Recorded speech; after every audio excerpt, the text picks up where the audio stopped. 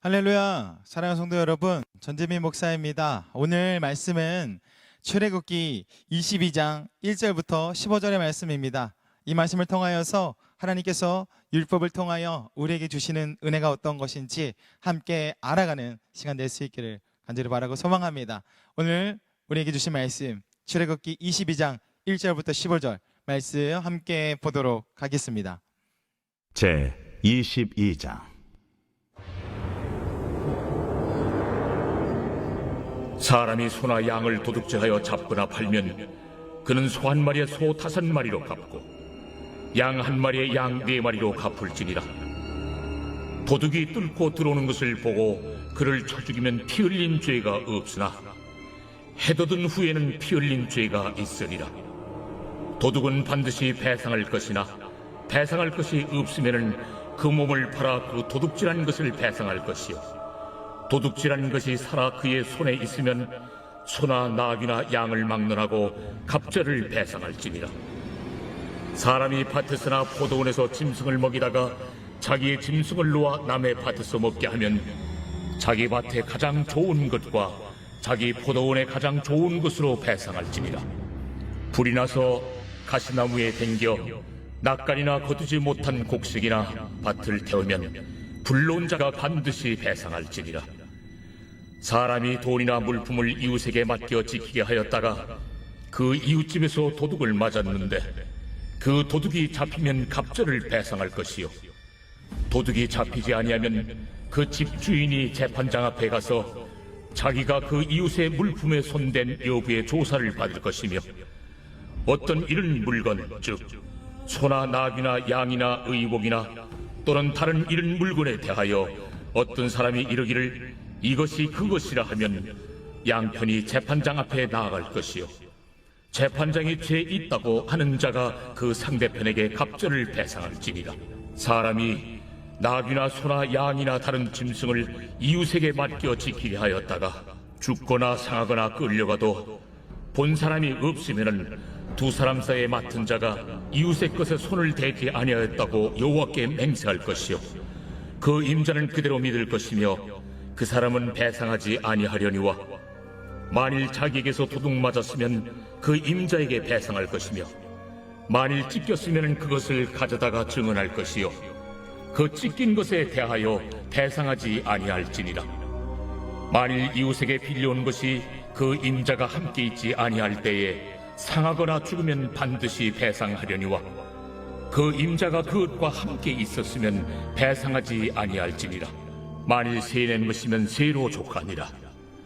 오늘 본문의 주제들을 보게 되어지면 네 가지로 우리 주제들을 볼 수가 있는데, 첫 번째는 절도법에 관한 것이고, 두 번째는 과실법, 세 번째는 물품 보관법, 네 번째는 차용법으로 내용이 이루어져 있습니다. 먼저 이 절도법에 대해서 보도록 할 텐데, 우리 1절 말씀 먼저 보도록 하겠습니다. 사람이 소나 양을 도둑질하여 잡거나 팔면 그는 소 한 마리에 소 5마리로 갚고 양 한 마리에 양 4마리로 갚을지니라. 여기서 도둑이 이 소나 양을 도축하고 팔아버리면 어떻게 되는가? 그를 잡잖아요. 그러면 그 배상하는 값이 5배라고 합니다. 소는 5배, 양은 4배로 갚아야 된다고 합니다. 만약에 그 소를 도축하지 못하고 팔지 못했다고 한다면 갑절의 배상 2배로 그것을 갚아야 된다고 합니다. 만약에 이것을 발각됐는데 갚지 못하게 되면 어떻게 되는가? 3절에 이렇게 이야기합니다. 몸을 팔아 그 도둑질한 것을 배상해야 합니다. 절도하는 것을 밤에 보게 된다면 주인은 어떻게 해야 될까요? 여기서 말씀해 보면 어떻게 해야 되는가? 밤에 그 사람이 가져가는 것을 가져가지 못하도록 막는 것은 당연한 일이다. 그리고 그가 생명이 상해도 그것은 어쩔 수 없다라고 합니다. 그러나 이 낮일 때에는 그렇지 않다라고 합니다. 낮일 때에는 만약에 그 사람을 죽이게 되면 죄가 있게 되어진다라고 말하고 있습니다. 저는 여기서 볼 때, 말씀을 볼 때 이 소와 양 동일하게 이 팔거나 도축하거나 이렇게 되어질 때는 왜 이렇게 좀 죄가 달라지게 되는 것일까? 이상하지 않습니까? 소는 5배이고 양은 4배라는 사실이 조금 다른 것 같습니다. 왜 그럴까? 의문이 들 때 이 바로 소를 팔거나 도축하는 것은 바로 기술과 그리고 유통, 다시 말해 단계가 있는데 여러 사람을 범죄로 끌어들여야 되기 때문에 그렇습니다. 만약에 도둑질해서 자기가 소유하고 있는 것은 자기가 갖고 있는 것이기 때문에 그 죄가 다른 사람에게 증가하거나 다른 사람을 전입시킨 것이 아닌데, 근데 하나님이 보기에는 도축하고 유통하는 것 그것 자체가 다른 사람을 범죄로 끌어들이는 것이기 때문에 이것을 죄라고, 더 죄가 커진 것이기 때문에 공동체를 더 아프고 죄로 끌어들인 것이기 때문에 하나님께서는 더 큰 배상을 하도록 만드셨습니다. 저는 이것을 보게 되어지면서 오늘날 우리 심령 가운데 하나님께서 공동체 가운데 그리고 이 심령이 얼마나 중요한지, 그리고 이 심령이 거룩한 것을 다른 사람에게 전염시키거나 오염시켜서는 안 된다는 것을 다시 한번 하나님께서는 말씀해주고, 이 마음을 정말 중심을 하나님께서 보고 계시다는 것을 깨닫게 됩니다.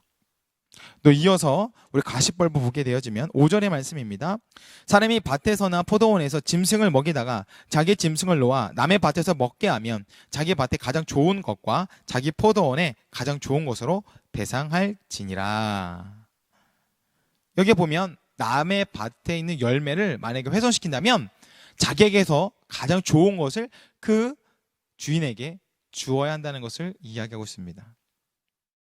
무엇이냐면 바로 남의 것이 소중한 것, 나의 것도 소중한 것, 소중한 것은 소중한 것으로 줄 수 있도록 하는 것입니다. 그래서 서로의 마음이 상하지 않도록 이렇게 법적으로 말씀해 주신 것이고요.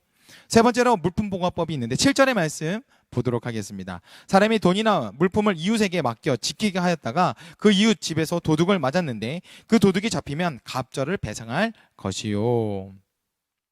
이 히브리 문화 가운데에서는 이 여행을 하게 되어지는데 오랫동안 여행을 하게 되는 경우가 있습니다.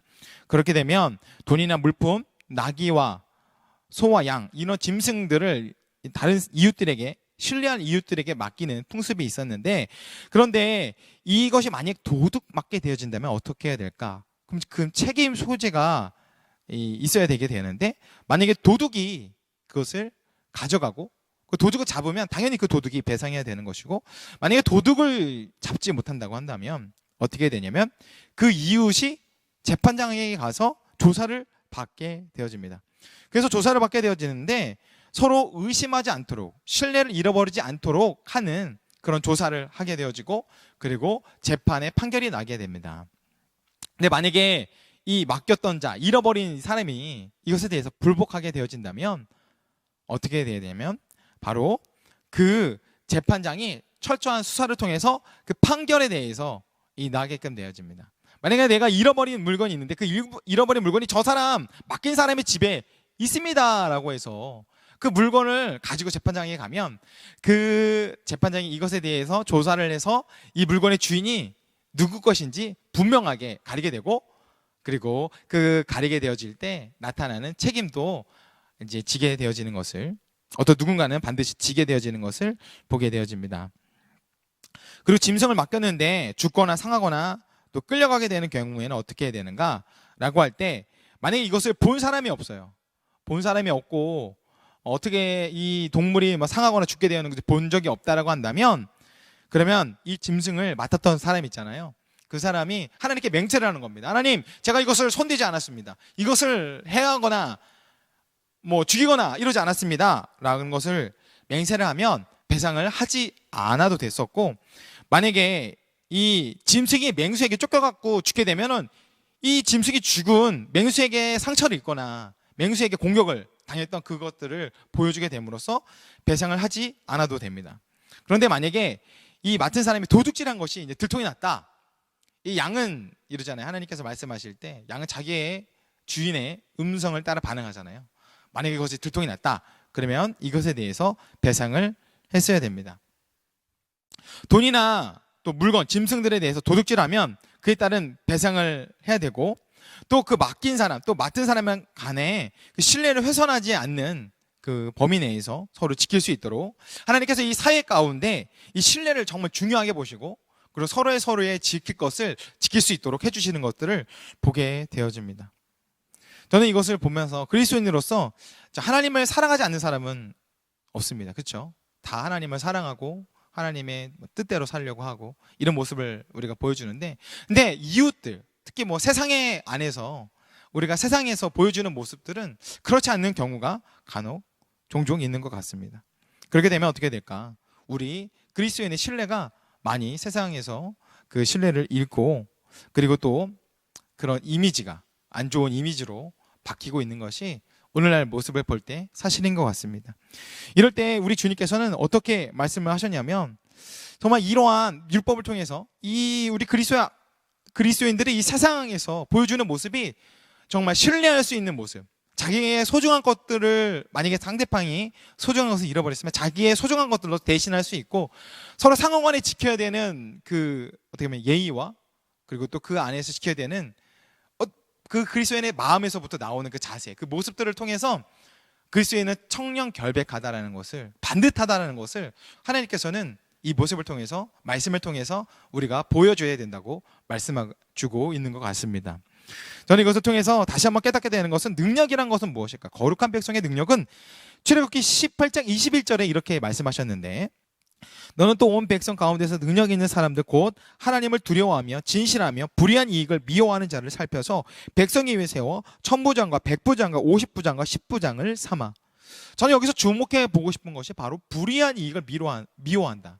그러니까 그리스도인 가운데, 마음 가운데 어떻게 벌써부터 불의한 이익을 미워하고 정직하고 반듯하며 나의 것을, 상대방의 것을 소중하게 여기고 상대방의 것을 나의 것처럼 소중하게 여기는 그러한 자세일 때 세상 사람들이, 정상적인 사람들이 그리스도인들을 미워할 수 있을까요? 그렇지 않다고 생각합니다. 그리스도인들은 오히려 그런 성품과 자세를 더 존중하고 멋있는 것으로서, 더 애티튜드와 어떤 신사적인 아름다운 것으로서 바라보고 더 그리스도인들에게 친절을 베풀어주고 보여줄 수 있을 것이라고 저는 믿습니다.